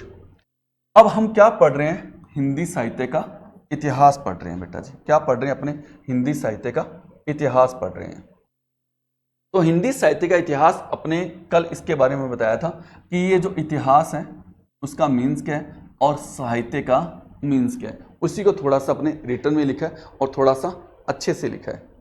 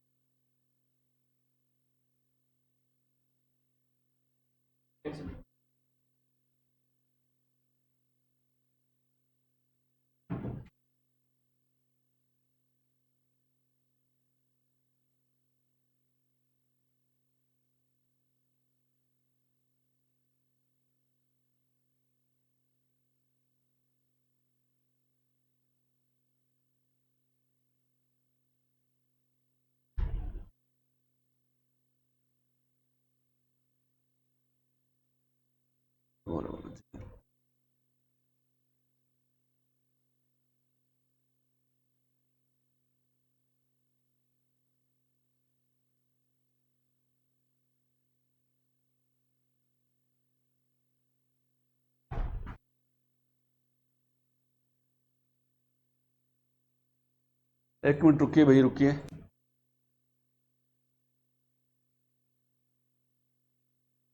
फॉन्ट चेंज हो गया।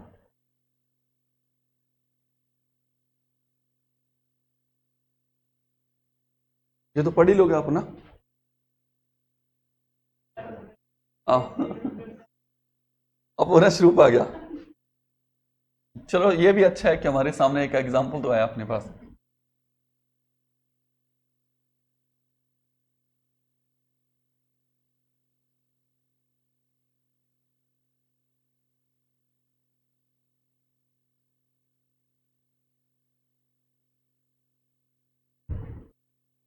चलो मैं कुछ प्रश्न पूछ लेता हूं तब जब तक अपनी पीपीटी ठीक होती है।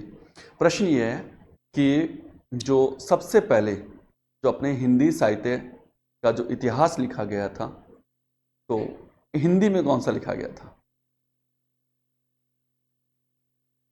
शिव सिंह सेंगर द्वारा लिखा गया था हिंदी में। और शिव सिंह सेंगर ने जो लिखा था उसका नाम क्या था? शिव सिंह सरोज था। सबसे पहले जो अपने हिंदी साहित्य का इतिहास लिखा गया तो कौन सी भाषा में लिखा गया था? फ्रेंच भाषा। तो फ्रेंच भाषा में लिखने वाला कौन था?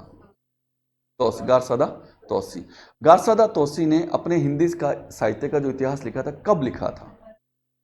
1839। अच्छा, मुझे बिना, अगर मैं कहूं कि मैं बिना नाम बताऊं तो मुझे सन बताने हैं, तो बताओ 1839 से जस्ट बाद, 1883 के जस्ट बाद 1888, फिर 1929। फिर मैं कवियों की बात कर लूंगा आपसे, तो सबसे पहले 700 738, एक कम कर लो, 39 से 38 कर लो, 738, 738 के बाद में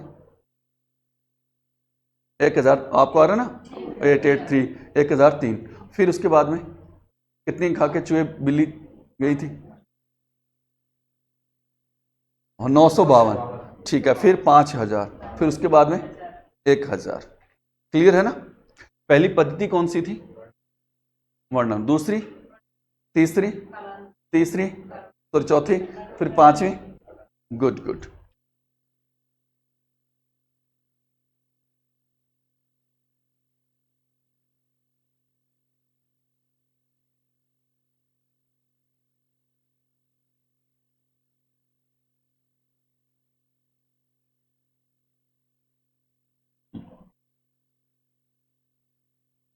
ये रहा हिंदी साहित्य का इतिहास। तो हिंदी साहित्य के इतिहास के अंदर हमने कल जाना इतिहास किसे कहते हैं और साहित्य किसे कहते हैं, ये जाना। अब इसी के बारे में थोड़ा सा और जानते हैं। इतिहास किसे कहते हैं?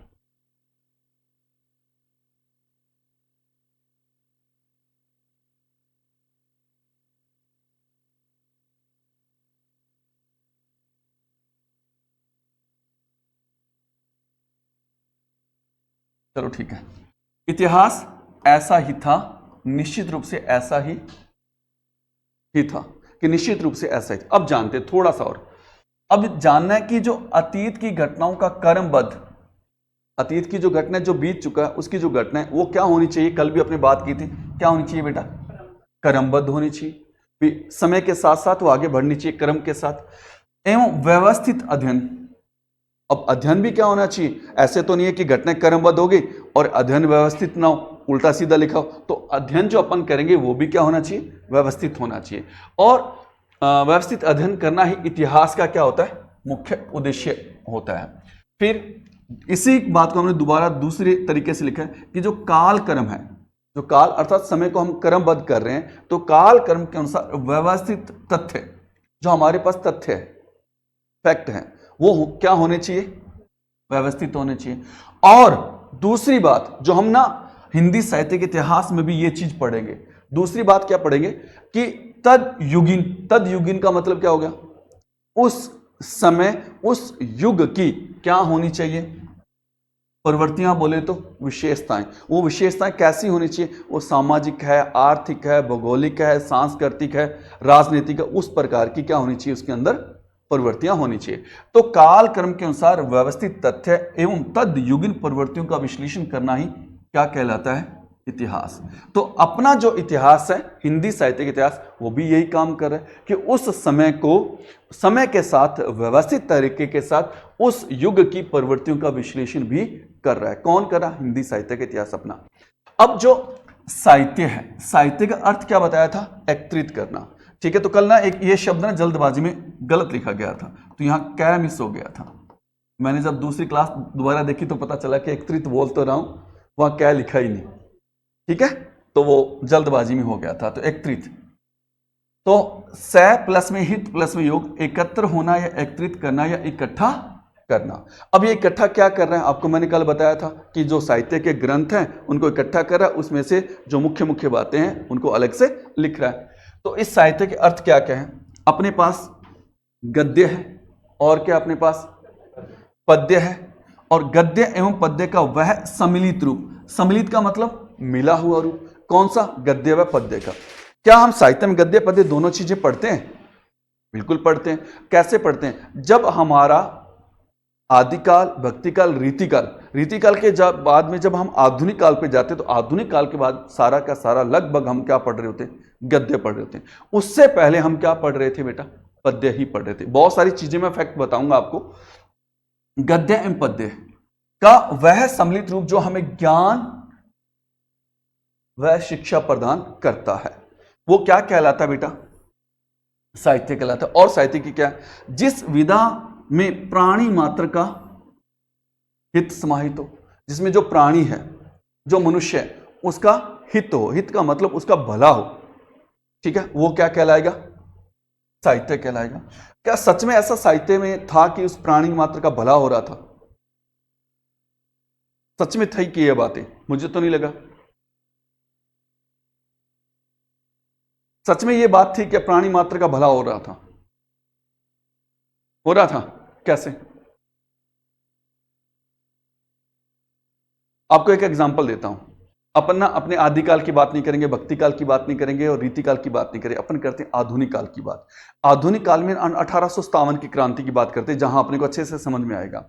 1857 की क्रांति के अंदर जो हमारे देश के जो लोग हैं, उस समय के जो साहित्यकार हैं, वो अपने राष्ट्र के बारे में सोचने लगे थे, क्योंकि पूरा देश राष्ट्र के बारे में सोचने लगा था। अब उनको जागृत करने के लिए, उनको उनमें चेतना लाने के लिए उस समय के साहित्यकारों ने किस प्रकार का साहित्य लिखना शुरू किया? अपने देश हित के लिए, ठीक है, राष्ट्र के लिए, राष्ट्र के भले के लिए, एकजुटता के लिए। तो वो क्या हो रहा था? प्राणी मात्र का एक तरह से क्या था? भला ही हो रहा था। भले का मतलब वो अपने कर्म के लिए जागे।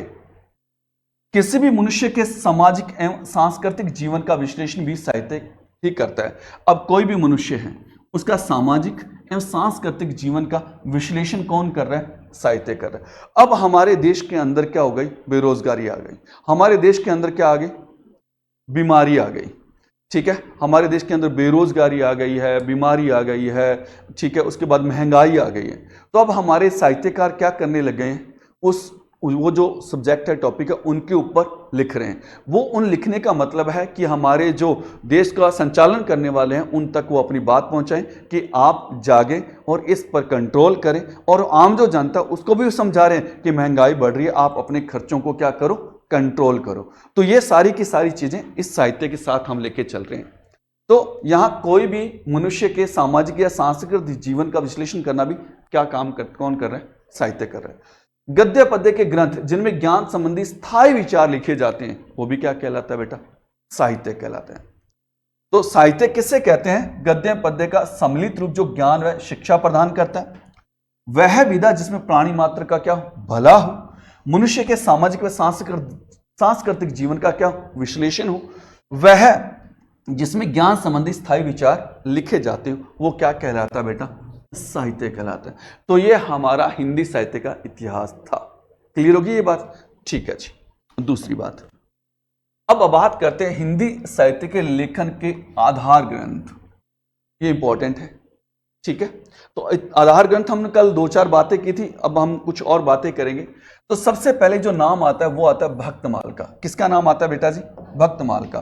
तो भक्तमाल जो किसके द्वारा लिखी गई थी बेटा? नाभा दास के द्वारा लिखी गई थी। लगभग इसके अंदर 200 भक्त कवियों का विवरण, ये सारे लगभग है, एग्जैक्ट कुछ भी नहीं है, एग्जैक्ट कुछ भी नहीं है, ये सारा का सारा क्या है? लगभग है, ठीक है। और भक्तमाल नाभा दास के द्वारा रचित ये रचना है, जिसमें लगभग 200 कवियों के बारे में कहा गया। और इसकी जो रचना की बात करते हैं तो 1585 का जो समय आता है, इसके प्रकाशन का आता है। और आपको बता दूं, आधुनिक काल के अंदर जो समय था ना, वो एकदम परफेक्ट था, लेकिन जो आदि काल के अंदर जो रचनाओं का समय वो परफेक्ट नहीं है, क्योंकि हमें कंफर्म नहीं है कि वो सही है या नहीं है। तो यहां थोड़ा सा हमें क्या मिलता है? संशय रहता है। तो 84 वैष्णव की वार्ता और उसके बाद में 200 वैष्णव की वार्ता, कौन सी बेटा जी? 84 वैष्णव की वार्ता और 252 वैष्णव की वार्ता। इसके रचयिता कौन है? अब इसकी विशेष बात बता देता हूं। जो 84 वाला है और 200 वाला है, जो 84 है वो वल्लभाचार्य के हैं, जो 200 है वो 252 वो विठलनाथ के। जो 84 वैष्णव की वार्ता है उसमें वल्लभाचार्य के शिष्यों का जीवन चरित्र लिखा गया है, और जो 252 वैष्णव की वार्ता उसमें विठलनाथ के शिष्यों का जीवन चरित्र लिखा गया। दोनों ही किसने लिखे हैं? गोकुलनाथ ने लिखे हैं। अब एक बात आती है कविमाला। कविमाला किसकी है? हरि राय की। अब यहां ना आपको मैं बता दूं, जब आप साहित्य पढ़ते हो तो यहां एक डाउट रहता है कि यहां आपको ना ये नाम मिलता है तुलसी, और कई बार यहां ये नाम मिल जाता है तुलसी राम, और कई मेरे जैसे जो जिनको नॉलेज नहीं होता इसको तुलसीदास भी लिख देते हैं। सच भाई, मेरे को ज्यादा नॉलेज नहीं है, मैं ऐसे कह दूं, आप लोगों को तो नॉलेज है, ऐसा कुछ नहीं। तो ये तुलसी राम, और इसकी जगह कई बार आपको तुलसी राय भी मिल जाता है। तुलसी राम है, तुलसी राय है, तुलसीदास है, और अकेला तुलसी भी मिल जाता है। ये था हरि राय। हरि राय का बेटा था तुलसी, इसके सामने पुत्र लिखा ना, ये पुत्र था किसका? हरि राय का। तो ये जो रचना है ना, वो दोनों ने मिलकर लिखी है, कविमाला। तो इसमें 75 कवियों का वर्णन है। तो ये दोनों की मिली जुली रचना है। इस हरि राय के साथ साथ ये रचना तुलसी ने भी लिखी है। तुलसी इसका, हरि राय का क्या था? बेटा था। ठीक है, तो दोनों ने मिलकर लिखी। तो कई बार क्या होता है, अब ये जो रचना है हम मानते हैं कि तुलसी राय, और तुलसी राय का दूसरा नाम, अब हमें जब साहित्यकार हम जब पढ़ते हैं तो हमें ये कहा जाता है जो हरि राय है ना वही तुलसी है जी। पढ़ते ही नहीं पढ़ते, ऐसे पढ़ते हैं ना, जो हरि राय है वो क्या है? एक्चुअल में हरि राय का बेटा था तुलसी, और इन दोनों ने मिलकर ये रचना लिखी थी कविमाला, जो हरि राय अर्थात तुलसी की है, जिसमें लगभग 75 कवियों का वर्णन किया था। कालिदास हजारा से याद रखना, कालिदास त्रिवेदी, जिसमें 212 कवियों का वर्णन है। फिर आता भक्त नामावली, किसकी है बेटा? ध्रुवदास की है। और कवि निर्णय है वो किसका बेटा? भिखारी दास का है। और मूल गोसाई चरित्र है वो बैनी माधोदास के है। और विचित्रोपदेश कक्षेदी तिवारी की है। और सुंदरी तिलक हरिश्चंद्र का है, हरिश्चंद्र का है। और गुरु ग्रंथ साहिब गुरु अर्जुन देव का है। गुरु अर्जुन देव जी ने इसको संपादित किया था, क्योंकि संपादित करने का मतलब लिखा नहीं था, क्योंकि इसमें अलग अलग जो साहित्यकार है, जो भक्त है, उनकी यहाँ पर रचनाएं हैं और उनका उल्लेख है। यहाँ पे मान लो कबीर जी भी इसमें मिल जाते हैं आपको, क्या नाम है उसका, रविदास जी भी मिल जाते हैं, कृष्ण जी भी मिल जाते हैं, भगवान श्री राम भी इसके अंदर मिल जाते हैं, गोरखनाथ जी मिल जाते हैं, और माता का वर्णन भी इसके अंदर है, चंडी के बारे, तो उसमें माता का भी वर्णन, तो इसमें अलग अलग उल्लेख किया है। तो गुरु ग्रंथ साहिब में भगवान श्री राम का भी वर्णन है, और भगवान श्री कृष्ण जी का भी वर्णन है, और इसमें कबीर जी भी हैं, रविदास जी भी हैं, और भी बहुत सारे भक्त हैं, धन्ना भी हैं, बहुत सारे भक्त कवि हैं, उनका वर्णन है। लेकिन इन सबका संपादन, इसका संपादन किसने किया था? मतलब एक जगह इकट्ठा करके लिखा किसने था? गुरु अर्जुन देव जी ने लिखा था। ये 5वें गुरु थे। अब आपको ये याद करना है, ये सारे नाम आपको याद होने चाहिए, कौन सी रचना किसकी है। तो आपको ये तो याद रखना है, भक्त माल किसकी? कविमाला। क्या? कविमाला हरि राय। और भक्त नामावली। अब आपको ध्यान रखना है, जो भक्त माल है वो किसकी है? नावल। कवियों को माला किसने पहनाई? कवियों को माला किसने पहनाई थी? हरि राय, अर्थात तुलसी और हरि राय ने जो कवियों को माला पहनाई थी। भक्तों का नाम किसने लिखा था? भी भक्त जो ये है भक्त माल, भक्तों को माला पहनाई, कवियों को माला किसने पहचाई, और भक्तों के नाम किसने लिखे थे? ये 3 नाम एक जैसे हैं, याद रखना कि सबसे पहले आएगा भक्तमाल, नाभादास की। अब आपके ध्यान रखना कि भक्तमाल तो किसकी है? नाभादास की। अब कवियों को माला कौन पहना रहे हैं?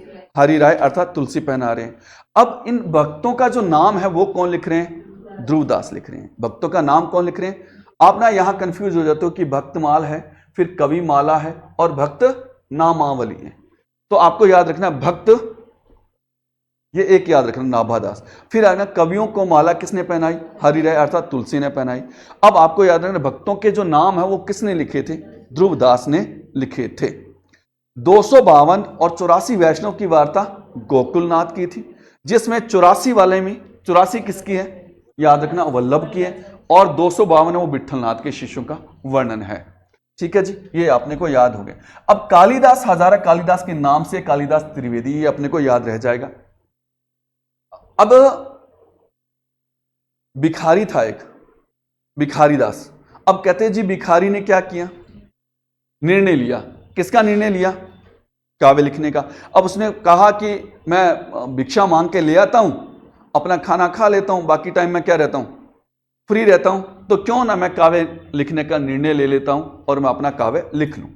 तो काव्य का जो निर्णय है वो किसने लिया? भिखारी ने। तो आपको इसको इधर से याद रखना है, भिखारी दास ने निर्णय लिया काव्य लेखन का। किसका लिया बेटा? तो काव्य लिखने का जो निर्णय था वो किसने लिया था?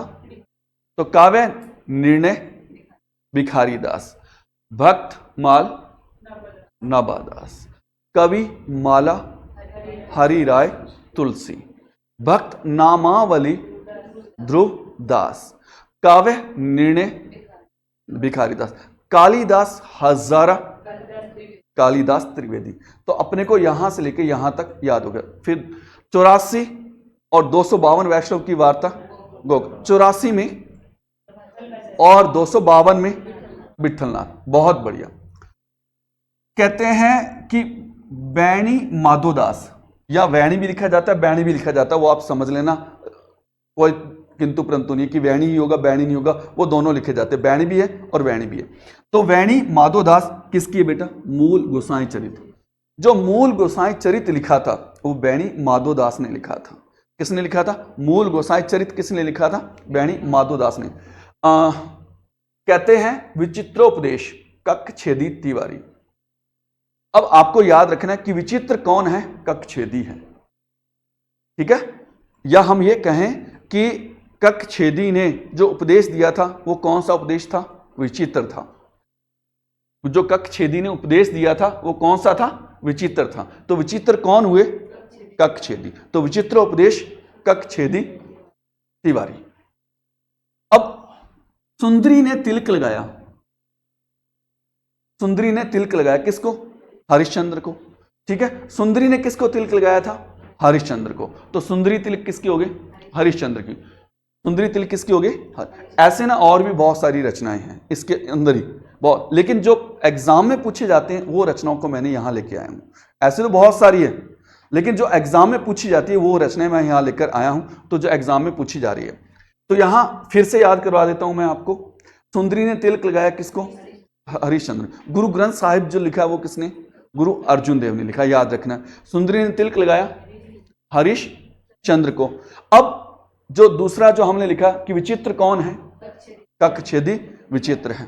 कालिदास हजारा, कालिदास त्रिवेदी है। 252 एंड 84 वैष्णव की वार्ता गोकुल नाथ। भक्तमाल नाभादास और कविमाला हरि राय और तुलसी। उसके बाद में भक्त नामावली, भक्तों के नाम ध्रुव ने लिखे थे, तो ध्रुव दास हो गए। फिर उसके बाद में मूल गोसाई चरित किसने लिखा था? बैनी माधोदास। मूल गोसाई चरित बैनी माधोदास ने लिखा था। उसके बाद में आता काव्य का निर्णय किसने लिया था? भिखारी ने लिया था। सिर्फ भिखारी दास की जगह भिखारी ने लिया था, ऐसा बोलो। और उसके बाद में फिर ये सारा आ गया। क्लियर हो गया? प्रश्न उत्तर कर सकते हैं? कर सकते हो इसके प्रश्न उत्तर? गुड। अब थोड़ी सी बात और करेंगे जो कल हमने पढ़ा था। क्या पढ़ा था? गारसादा तोसी पढ़ा था हमने, या ठीक है। तो गारसादा तोसी के बारे में थोड़ी सी जानकारी लेते हैं। तो चलो जी, गारसादा तोसी वो बंदा था जिन्होंने हिंदी साहित्य लेखन का प्रथम प्रयास किया था। गारसादा तोसी कौन थे? वह रचनाकार या लेखक थे जिन्होंने हिंदी साहित्य लेखन का प्रथम प्रयास किया था, सबसे लिखना शुरू किया था। इन्होंने जो सबसे पहले लिखा था वो कौन सी भाषा में लिखा था? फ्रेंच। आपको ये बात याद रखनी है। अब आपको वैसे तो सारा याद है कि कब लिखा था? 1839 में लिखा था। और पद्धति कौन सी थी? वर्णानुक्रम पद्धति थी। वर्णानुक्रम पद्धति। पुस्तक का नाम इस्तावर था। इस्तावर दा ला लेते उत्तर एंदुए हिंदुस्तानी, एंदुए हिंदुस्तानी। तो जो हिंदुस्तानी मुस्लिम और हिंदी भाषा जो मिलके बनी थी वो हिंदुस्तानी बनी थी। पद्धति कौन सी आ गई बेटा? वर्णानुक्रम। तो हिंदी साहित्य लेखन का प्रथम प्रयास किया था गारसादा तोसी ने। ठीक है बेटा जी, याद हो रहा है या नहीं हो रहा? अच्छे से याद हो रहा है? तो रचना थी इस्तावर दा ला लेते उत्तर एंदुए हिंदुस्तानी। पद्धति कौन सी थी बेटा? वर्णानुक्रम। भाषा कौन सी थी? कुल कवि कितने थे? 738। हिंदी के कितने थे बेटा? 72 कवि हिंदी के थे। तो कवि हिंदी व उर्दू भाषा के कुल कवि कितने थे बेटा? 738, जिसमें हिंदी के कितने थे? 72। इसने जो अपने हिंदी साहित्य का जो इतिहास लिखा था, ठीक है, दा इस्तावर, तो उसके 2 भागों में लिखा था। ये था इसका प्रथम संस्करण, ठीक है, और ये था इसका द्वितीय संस्करण। ये 2 नाम थे। जो पहला था वो आपको याद रखना है, कौन सा? 1800 और 1847, ये याद रखना है। फिर आपको यह द्वितीय संस्करण में याद करना है 1870, 1871, ये नाम याद रखने। टोटल इसके ना 5 भाग थे। कितने भाग थे? दिख कितने रहे हैं आपको? 4 दिख रहे हैं ना? देखो, एक तो ये 1839 वाला हो गया, एक 1847 वाला हो गया, एक 1870 वाला हो गया और एक 1871 वाला। प्रथम संस्करण के 2 भाग थे और द्वितीय संस्करण के कितने भाग थे? 3, जिसमें ये जो पहला और दूसरा भाग कहां रख लिया गया था? 1870 में रख लिया था और 1871 में कौन सा भाग था? तीसरा भाग था। तो आपको याद पूछा जाए कि स्थावर दा लाल लेत्योत्तर एंदुए हिंदुस्तानी को कितने भागों में प्रकाशित किया था? 5 भागों में प्रकाशित किया था। उसके 2 संस्करण निकले थे। जो पहला संस्करण है वो 2 भागों में आया था, 1839 और 1843। पहले संस्करण का जो पहला भाग है वो 1839 में आया था और दूसरा भाग उसका 1847 में आएगा। जब दूसरा संस्करण निकला, संस्करण वाले उसमें संशोधित करके निकाला गया, तो 1870 में निकाला। तो 1870 में उसके 2 भाग प्रकाशित हुए, पहला व दूसरा, और 1871 में उसी का तीसरा भाग प्रकाशित किया गया। क्लियर है बेटा जी? तो याद करना है कि समय की बात करें तो समय के रूप में इसका जो समय था 1839, जिसमें इसका प्रथम भाग था। तो प्रथम भाग का मतलब है कि इसके 2 संस्करण थे, पहला संस्करण और दूसरा संस्करण। पहला जो संस्करण था वो प्रकाशित होता है 1839 में, जिसका पहला भाग प्रकाशित होता है, और दूसरा भाग 1847 में प्रकाशित होता है। द्वितीय संस्करण के 3 भाग थे, जिसमें पहला व दूसरा भाग 1870 में प्रकाशित होता है और तीसरा भाग जो 1871 में प्रकाशित होता है। और ये जो तीनों भाग थे इसमें लगभग 1834 पेज थे। कितने पेज थे? हालांकि यह प्रश्न पूछा नहीं जाता, ठीक है, तो याद रखना है। अब इसके बाद जो इंपॉर्टेंट बातें हैं, इसका जो प्रकाशन है the oriental translation committee of Ireland से प्रकाशन हुआ था। इसका प्रकाशन मतलब कहां से निकाली गई थी ये पुस्तक? तो ये आयरलैंड से निकाली गई थी। तो the oriental translation committee of Ireland से इसको निकाला गया था। इसमें जो वर्णानुक्रम पद्धति लिखी थी उसमें पहला कवि कौन सा था? अंगद था, और अंतिम कवि कौन था? हेमंत था। ये अपने को याद है। अब स्थावर दा लाल लेत्योत्तर एंदुए हिंदुस्तानी कौन सी भाषा में लिखी गई थी बेटा? ये फ्रेंच भाषा में लिखी गई थी। कौन सी भाषा में लिखी गई थी? अब इसका क्या करना है? अपने को अनुवाद करना है, क्योंकि फ्रेंच है तो इसका हिंदी में अनुवाद करेंगे। तो जब हिंदी ग्रंथ अनुवाद, इसी का हिंदी भाषा के रूप में अनुवाद किया गया, वो किसने किया था बेटा? लक्ष्मी सागर वार्ष्णेय ने किया था। किसने किया था? लक्ष्मी सागर वार्ष्णेय। किस नाम से किया था? हिंदुई साहित्य का इतिहास। बस इतना सा ही चेंज है। किस नाम से किया था? हिंदुई साहित्य का इतिहास 1952 में। इसने कुल कवि 338 रखे, जिसमें 220 हिंदी के थे। तो अपने को सिर्फ ये याद रखना है कि इसका हिंदी अनुवाद किसने किया था? डॉक्टर लक्ष्मी सागर वार्ष्णेय ने किया था, जिसको हिंदुई साहित्य के इतिहास के नाम से इसका प्रकाशन करवाया था। बस अपने को इतना याद रखना है। उसके बाद में इसी ग्रंथ का उर्दू भाषा में अनुवाद करवाया था करीमुद्दीन ने।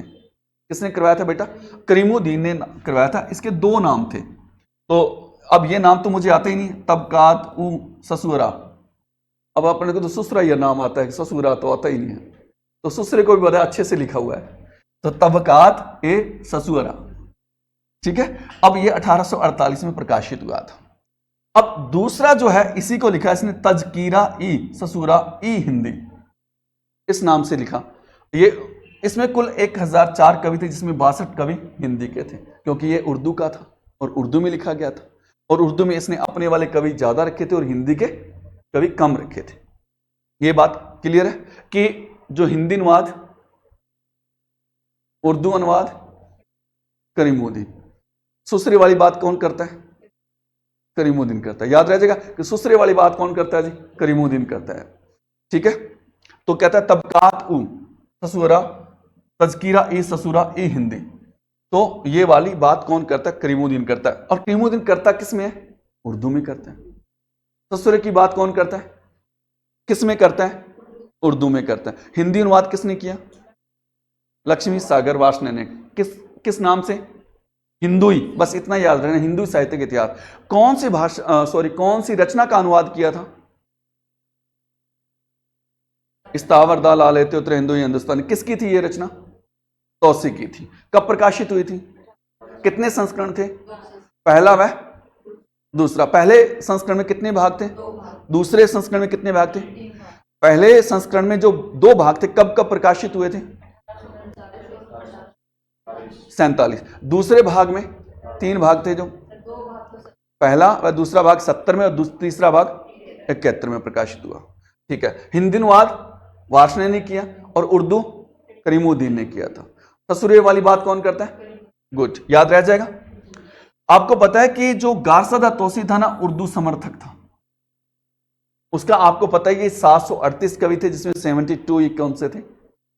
हिंदी के थे। इसका मतलब वो किसका समर्थक था? उर्दू समर्थक था। ये बातें याद रखना। उर्दू समर्थक था, इसलिए उसने हिंदी को कौन सी बोली बोला था? बद्दी बोली कहा था कि हिंदी जो है बद्दी है, गंदी है, अच्छी नहीं है। क्योंकि ये किसका समर्थक था? उर्दू का समर्थक था। ऐसा क्यों? ऐसा क्यों था?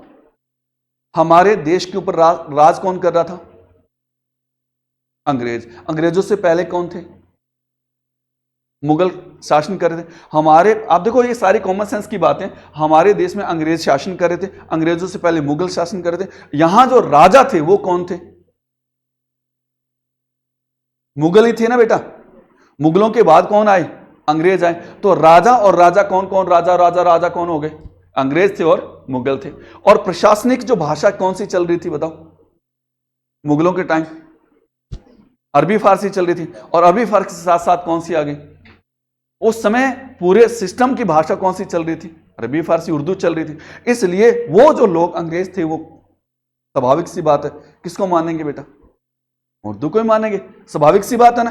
तो इस प्रकार से अब ये जो ग्रंथ लिखा, इस ग्रंथ की बात और बता देता हूं। इस ग्रंथ में पहले कवियों का जीवन, फिर उनका ग्रंथों का निर्देशन, जीवन चरित्र लिखा, उसके बाद में उन कवियों का निर्देशन लिखा, उन कवियों के बारे में लिखा। यह ग्रंथ महारानी विक्टोरिया थी, महारानी विक्टोरिया थी, उसको यहां हिंदुस्तान की थी रजिया सुल्तान, जो पहली शासिका थी, महिला प्रथम शासिका थी रजिया सुल्तान। उसके समान माना इसने कि जो विक्टोरिया ना, वो रजिया सुल्तान के समान है, इक्वल है उसके। तो वो समान योग्यता मानकर इस ग्रंथ को गारसादा तौसी ने महारानी किसको सौंपा था? विक्टोरिया को सौंपा था। ठीक है।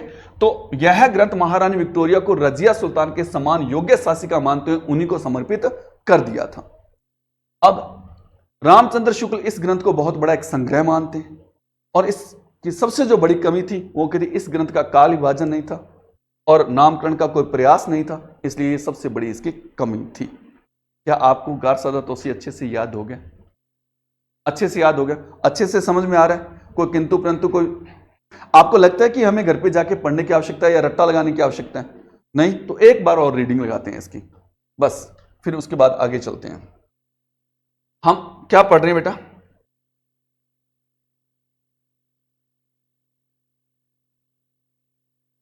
गारसादा तौसी पढ़ रहे हैं। तो अपने को सिंपल सा पढ़ना। गारसादा तौसी एक फ्रेंच विद्वान थे, जिन्होंने फ्रेंच में ही हिंदी साहित्य का प्रथम प्रयास किया था, हिंदी साहित्य लेखन का प्रथम प्रयास किया। तो पहली पुस्तक लिखी थी इस्तावर दा ला लेते उतर एंदुए हिंदुस्तानी, जिसको फ्रेंच भाषा में लिखा था, जिसका प्रकाशन सबसे पहले 1839 में करवाया था। और ये वर्ण कर्मानुसार थी, 2 भागों में प्रकाशन था, 2 संस्करण थे। पहला संस्करण 1839 में आया था और उसका पहला भाग था, और उसी का दूसरा भाग 1847, द्वितीय संस्करण 1870 में आया था, जिसमें पहले व दूसरा भाग था, और तीसरा भाग 1871 में आ गया था।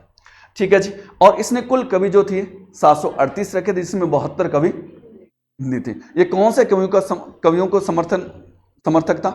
उर्दू का। और हिंदी भाषा को क्या बोला था इसने? बद्दी बोली कहा था।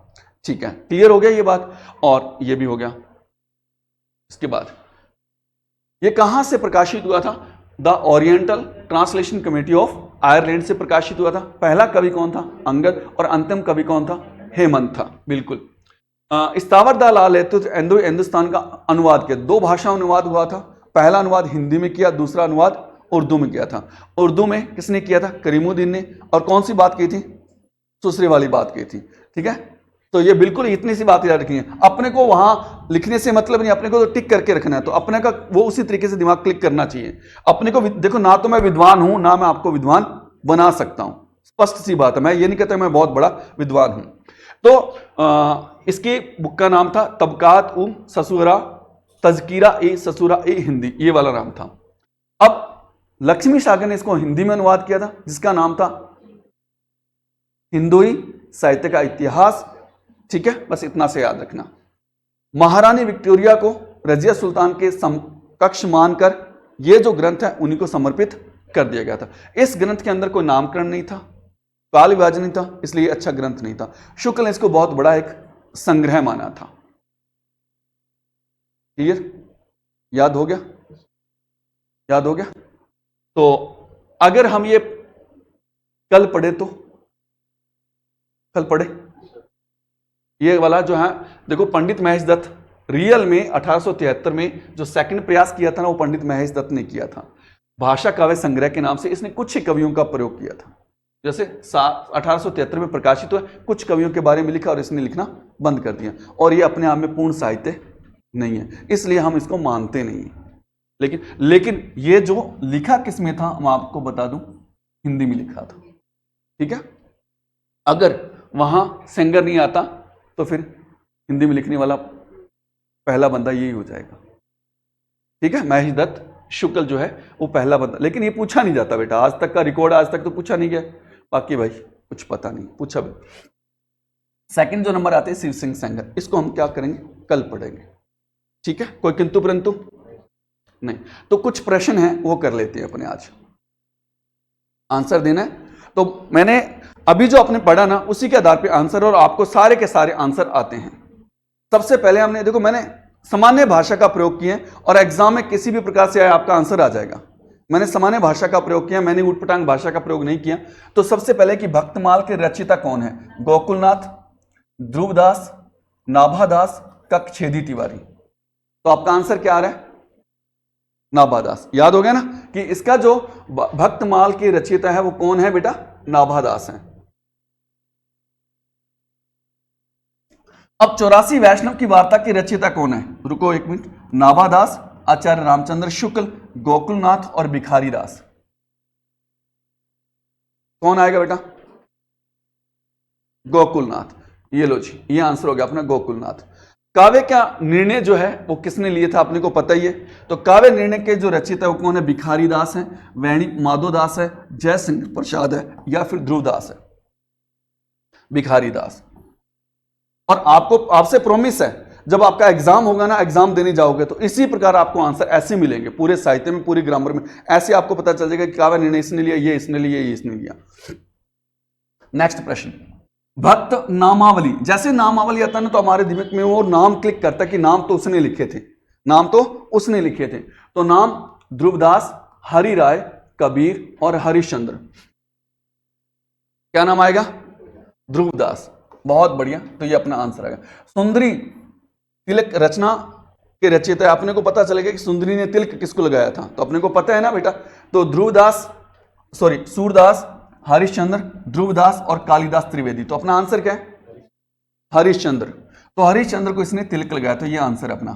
हिंदी साहित्य का प्रथम इतिहास कौन सी भाषा में लिखा गया था, हिंदी साहित्य का प्रथम इतिहास कौन सी भाषा में लिखा गया, तो कौन सी भाषा में लिखा गया था, हिंदी में लिखा गया, अंग्रेजी में लिखा गया, फ्रेंच में लिखा गया, या फिर उर्दू में लिखा गया। तो कौन सी भाषा में लिखा गया था बेटा, फ्रेंच भाषा में लिखा गया था। हिंदी में लिखा हिंदी साहित्य का प्रथम इतिहास, हिंदी में लिखा गया, हिंदी भाषा में लिखा गया हिंदी साहित्य का प्रथम इतिहास।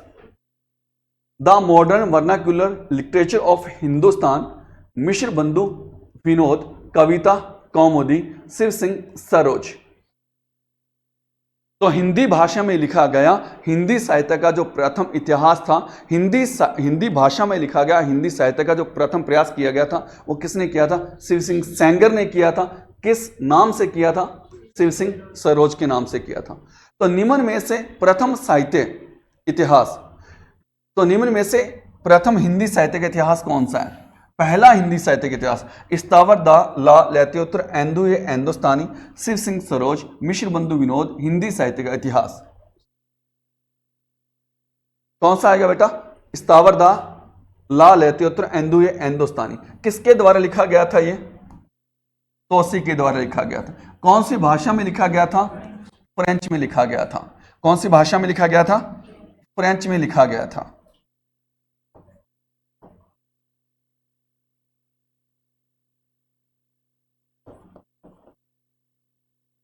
कब लिखा गया था? 1839 में लिखा गया। क्लियर है? इतने ही प्रश्न है आज अपने। तो आज की अपनी क्लास इतनी है। आज मैंने 10 मिनट थोड़ा पहले छोड़ा है आपको, ठीक है? तो मैं तो पढ़ा दूं, मेरे को हमें तो आदत होती है कि 10-10 घंटे लगातार पढ़ाते रहो, तो ये होता है कि आपको भी उतना सा सफिशिएंट याद रहना चाहिए। तो आज के लिए इतना ही, और कल हम करते हैं इससे आगे नेक्स्ट, अब कंटिन्यू शुरू करेंगे, ठीक है? तो आज के लिए इतना ही, मिलते हैं कल।